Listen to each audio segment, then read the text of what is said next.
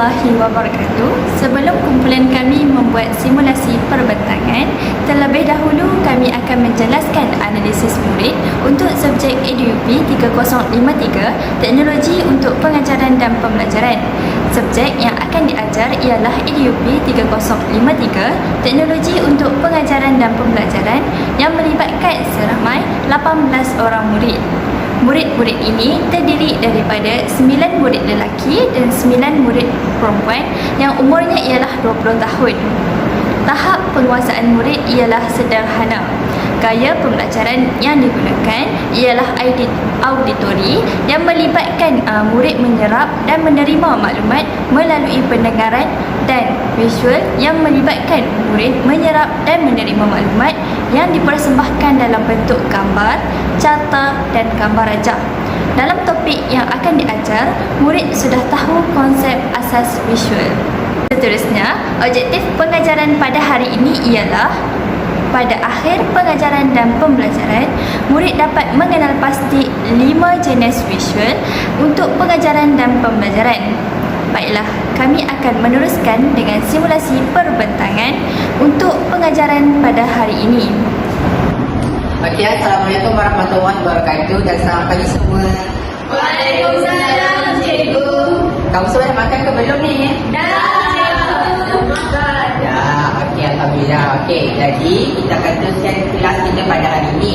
Baiklah, sebelum kita mula kelas, cikgu nak kamu tonton satu video yang cikgu buat ni dulu. Okey?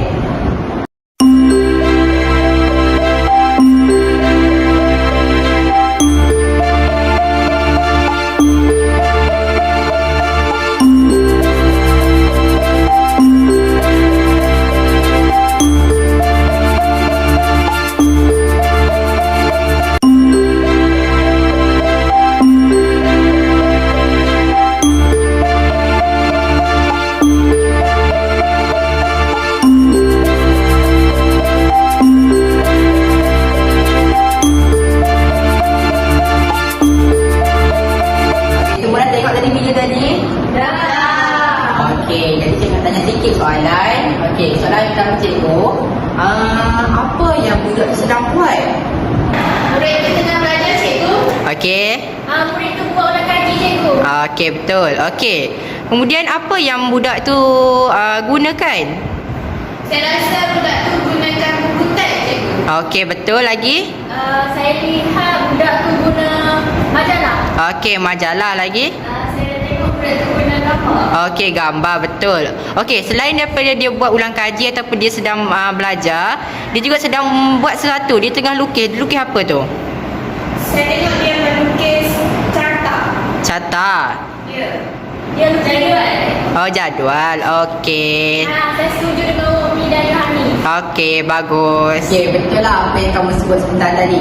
Teks, majalah, gambar, kemudian kamu kata jadual. Okey, betul lah. Dan inilah yang kita belajar pada hari ini, iaitu jenis-jenis visual untuk pengajaran dan pembelajaran.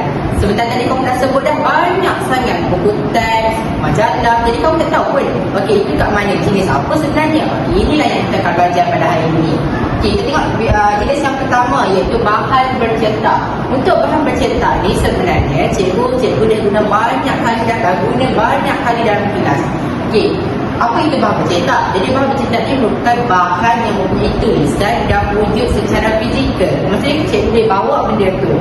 Okey, antara ciri-ciri dia adalah boleh disentuh dan dibaca terus dan dihasilkan melalui cetakan, bukan hasil dari tulisan tangan. Biasanya ada dekat mana? Dekat rak ataupun perpustakaan ataupun arsip. Okey, kamu pernah masuk perpustakaan tak? Benar. Nampak kan banyak buku teks kat situ kan? Ya. Bukan cakap buku teks je, ada jurnal, ada risalah, buku teks, surat khabar, buku rujukan, modul pembelajaran dan juga nota edaran. Inilah contoh-contoh untuk bahan bercetak. Okey, kamu boleh tengok gambar kat sini ni. Gambar apa ni? Risalah ni. Buku teks. Okey, ni Surat khabar. Okey, betul. Inilah salah satu jenis bahan visual untuk pengajaran dan pembelajaran, iaitu yang pertama adalah apa tadi? Bahan Bercetak. Bahan bercetak. Okey, kita masuk pada bahan cara jenis yang kedua, iaitu jenis yang kedua adalah carta. Okey, apa itu carta? Carta itu merupakan perwakilan visual mengenai hubungan abstrak seperti kronologi, kuantiti dan hierarki. Okey, carta ini menerangkan dan menggambarkan satu konsep secara desain atau bertulis. Okey, kamu tengok kat sini. Carta organisasi, carta aliran. Okey, itu bukan salah satu contoh carta. Okey, ada lagi. Carta, klasifikasi dan garisan masa. Faham tak? Okey, carta juga merupakan salah satu jenis bahan visual untuk pengajaran dan pembelajaran. Okey, sebentar tadi cikgu sebut yang pertama, jenis visual yang pertama iaitu bahan bercetak. Yang kedua, carta. Okey, pandai. Okey, kita tengok jenis yang ketiga pula. Okey, jenis yang ketiga iaitu graf. Graf juga merupakan salah satu bahan visual ataupun visual untuk pengajaran dan pembelajaran. Kita boleh guna graf dalam pelajaran kita, boleh guna cikgu, boleh guna untuk pengajaran cikgu. Okey, graf ni menggambarkan perwakilan visual data numerical. Okey, ia memudahkanlah memahami sesuatu yang abstrak dengan cepat dan mudah. Dan dia dibuat persembahannya melalui graf yang lebih menarik daripada carta. Okey, sebenarnya graf ni lebih menarik daripada carta seperti tadi sebab dia boleh ada warna-warni, berbagai bentuk. Okey, dia ada berbagai jenis graf ni. Okey, graf bar, graf gambar, graf bulatan, graf barisan dan juga graf pie. Okey, faham tak? Graf? Faham. Okey. Jenis video yang pertama, Bahan bercetak. bahan bercetak. Yang kedua, Carta. carta. Yang ketiga, Graf. okey, setakat ni faham tak? Faham. Okey, nampak tak perbezaannya kan? Ya. Okey, kalau nampak saya bagi satu soalan. Okey, saya bertanya, ini graf apa? Graf. Saya rasa graf garisan. Okey, dia ada betul tak? Graf garis, betul. Okey. Okey, yang kedua pula. Tengok, yang kedua pula. Siapa pula jawab? Ni graf apa? Kamu dah belajar kan? Kamu dah belajar kan kat sekolah menengah dulu kan? Dah. Okey, ya, Yohanis. Graf bar. Graf bar. Okey, nak betul tak? Okey, pandai cikgu. Okey, dah selesai bahagian graf, iaitu jenis video yang ketiga tadi. Kita masuk jenis video yang seterusnya, iaitu gambar. Okey, gambar ni selalu sangatlah kamu tengok kan? Ya. Okey, gambar ni bukan bahan visual 2D atau 2 dimensi. Dia mewakili visual manusia, tempat ataupun benda. Boleh juga mewakili visual haiwan. Seperti kamu tengok semua tu gambar apa? Burung merpati. Burung merpati. Okey, dia pakai lah. Daripada kamu tengok daripada majalah, kalau kamu selak majalah ada gambar. Okey, itulah gambar. Ada surat khabar pun ada, postcard ada, kalender pun ada. Okey, apa fungsi gambar ni? Okey, boleh tahu tak seorang baca? Apa fungsi gambar ni? Boleh. Okey, apa tu? Gambar ni berfungsi untuk menyampaikan maklumat tanpa perkataan. Ya, betul. Dan gambar ni juga membantu pelajar untuk mentafsir dan memahami mesej yang hendak disampaikan. Jadi, bila kamu cik sebut burung-burung saja, mesti kamu kata, macam mana ni burung-burung kan? Cik letak gambar. Jadi kamu tahulah itu gambar burung-burung merpati. Okey, gambar ni digunakan benda besar yang boleh dilihat oleh semua murid. Nampak cik letak besar ni, nampak tak? Nampak kan? Okey, kita soalan. Sajalah kan? Okey. Seorang tak jawab. Ini gambar apa ni? Gambar rumah. Gambar rumah, betul. Ni yang gambar kedua pula? Gambar anak kucing. Anak kucing, betul. Ini gambar apa ni? Pokok. Gambar pokok. Okey, betul. Okey, itulah gambar. Okey, cikgu ni balik. Jenis video yang pertama, Bahan bercetak. bahan bercetak. Jenis video yang kedua, Carta. Jenis video yang ketiga, graf. Dan yang keempat, gambar. Nampak kan ada perbezaan ni kan? Nampak. Okey. Kita tengok jadi video yang terakhir untuk pengajaran dan pembelajaran, iaitu model ataupun kita kata selalu cikgu sebut adalah bahan bantu mengajar, bahan maujud. Okey, apa itu model? Model ni adalah bahan 3D atau 3 dimensi yang mewakili struktur atau bahan-bahan yang sebenar. Okey, antara ciri-ciri dia adalah berbentuk sama saiz atau lebih kecil dengan objek yang sebenar. dan digunakan dalam berbagai bentuk saiz dan gaya. Boleh menggunakan objek sebenar yang kompleks yang boleh dibuka dan dipasang semula. Dan ia membantu PDP lah. Lebih baik, menarik dan fleksibel. Sebab, okey, contoh ada topik kereta. Takkan cikgu nak bawa kereta masuk dalam kelas kan? Mesti cikgu bawa model kereta yang lebih kecil supaya kamu nampak apa struktur-struktur yang ada dalam kereta tu. Ada tayar, ada pintu macam tu. Okey, contohnya ada model berskala, model kata rentas dan model olok-olok. Okey, ada lagi cikgu ada soalan lagi? Okey, ni dia sebut lagi. Model apa? Model kereta. Model kereta. Ini pula model Patung. model patung. Okey, betul. Jadi, itu sajalah untuk cikgu terangkan mengenai jenis-jenis visual untuk pengajaran dan pembelajaran. Okey, kita recap balik. Jenis visual yang pertama apa? Bahan bercetak. Bahan bercetak. Yang kedua? Graf. Yang ketiga? Carta. Yang keempat? Gambar. Yang kelima? Model.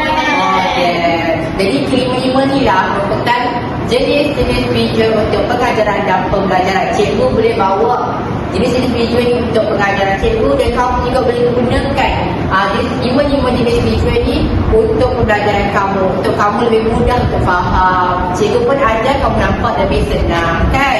Ya. Cikgu letak gambar-gambar ni kamu faham kan? Ya. Itulah kegunaan jenis-jenis visual ni. Okey, untuk langkah seterusnya ataupun aktiviti seterusnya, cikgu akan serahkan kepada cikgu yang lain supaya cikgu tu menerangkan apa yang kamu patut buat, apa yang kamu boleh buat selepas ini. Nak tak? Nak. Okey. Seterusnya kita akan buat aktiviti. Mari bermain. Kamu semua mesti mengantuk. Jadi kita akan buat sedikit aktiviti untuk cergas. Kita akan tunjuk contoh dulu sebelum kamu semua bermain. Permainan ni kita akan buat dalam Word. Kita Google ya, boleh cari dalam main. Okey, permainan ni merupakan game chess, jenis-jenis visual untuk pengajaran dan pembelajaran. Game ni kita akan main macam Batman. Pernah main Batman tak? Okey, sama lebih kurang. Okey, dalam game ni kita akan pergi ke jawapan yang betul dan kena avoid, hindarkan diri daripada musuh korang. Kita akan start masa ni. Okey, kita tengok Okey, ni macam Batman ini. Kita kena gerakkan dia berdasarkan soalannya. Perwakilan visual data numerical. Ayat ini merujuk kepada jenis visual apa? Macam tu. Saya rasa jenis visual graf kot. Okey, graf. Kita gerakkan dia. Graf.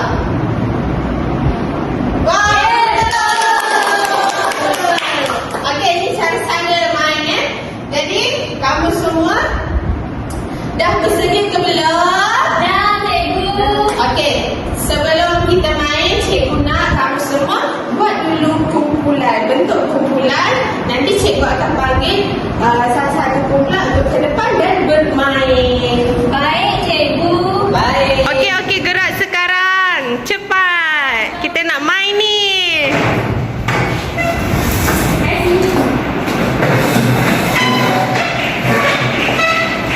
Dah, cikgu. Dah, cikgu dah. Okey, kamu dah bentuk kumpulan kan? Okey. Jadi cikgu akan panggil salah satu kumpulan untuk ke depan main game ni ya. Sebelum kita main game, kamu kena berbincang dulu dengan ahli kumpulan. Ada dapat jawapan, barulah gerakkan tadi yang macam Batman tu. Faham. Baik, cikgu. Faham. Okey, saya nak panggil grup tu lah. Jena, Yohanis dengan Azali.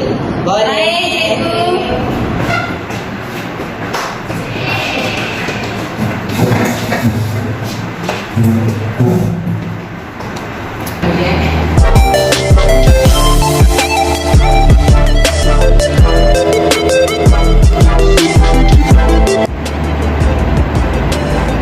kita bagi visual gerak. Gerak. Yang ni objek kan? Yang ni gambar kan? Kan? So yang ni kan?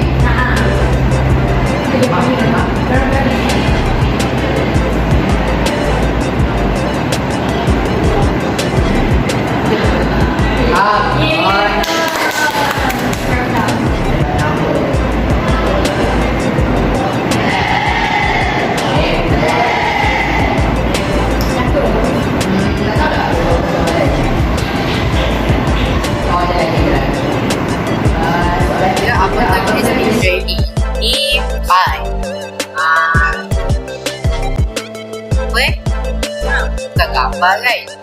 Faham cerita ke? Okay, dah lah Okay, pandai lah Jena. Okay, soalan seterusnya, cari imej yang sesuai dengan visual jenis model. Model ni rasanya apa? Yang ni surat gambar. Yang bawah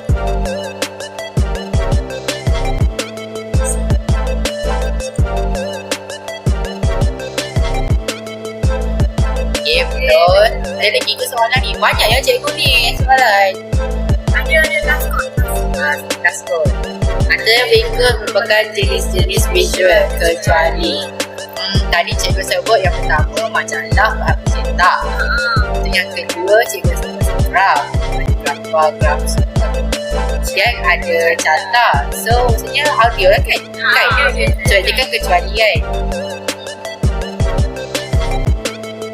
Okay, betul. Okey, dah selesai pula aktiviti kita. Tepuk tangan. Selamat tak? Okey, nanti kita main lagi. Seterusnya, cikgu akan bagi dengan cikgu lain untuk kita buat aktiviti yang seterusnya. Okey, cikgu kepada cikgu ni seterusnya kita akan pergi ke aktiviti mari menjawab. Okey, aktiviti ni macam ulang kaji lah. Ulang kaji ataupun latihan lepas apa yang kita belajar tadi, kita buat ulang kaji. Okey. Apa benda yang kita ajar tadi? Yang kita belajar tadi apa benda? Jenis visual untuk pengajaran dan pembelajaran. Baik. Okey, aktiviti ni cikgu akan buat dalam chat form, bentuk chat form lah. Sebelum kita mula, cikgu akan buat demo ataupun buat contoh dululah supaya korang nanti senang nak jawab ya. Okey. Pandang sini semua. Baik, cikgu. Ni, nampak tak? Ni adalah bentuk chat form ya. Nanti dalam chat form ni, dia akan ada soalan-soalan macam ni lah. Korang boleh jawab dalam chat form ni lah. Okey, cikgu. Jadi kita tekan mula. Dia nak apa kat situ? Nama penuh. Ya. Semua isi nama penuh. Contoh, nama cikgu, Janaris anak you. Dia akan muncul soalan macam ni. Contoh soalan nombor 1. Antara contoh bahan bercetak ialah apa? Majalah. Pandai. Macam ni lah bentuk soalan untuk ulang kaji dalam chat form ni. Boleh? Boleh. Okey, sekarang cikgu nak semua buka handphone. Dalam grup kita tu, kelas EUP, cikgu dah share link untuk apa dia? Latihan ni lah. Okey, cikgu. Nanti cikgu nak semua jawab soalan dalam chat form tu. Boleh? Boleh. Okey.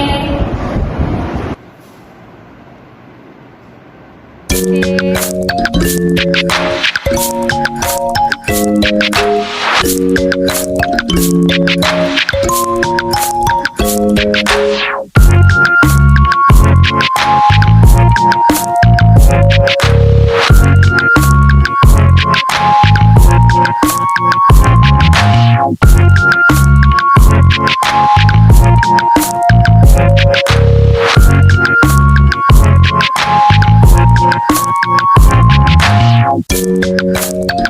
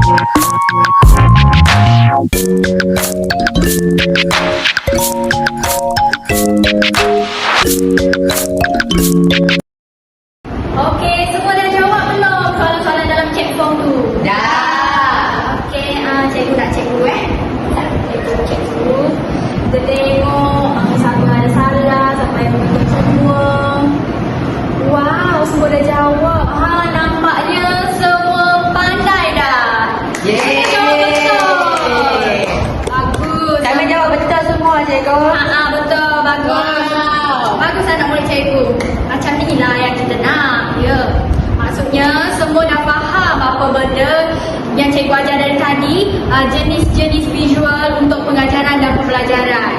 Ya, faham cikgu. Baiklah, seterusnya sampai ni je lah ya. Tahniah semua dah jawab dengan betul, dah belajar betul-betul. Seterusnya cikgu akan serahkan kepada cikgu yang selanjutnya lah ya. Okey. Bye cikgu.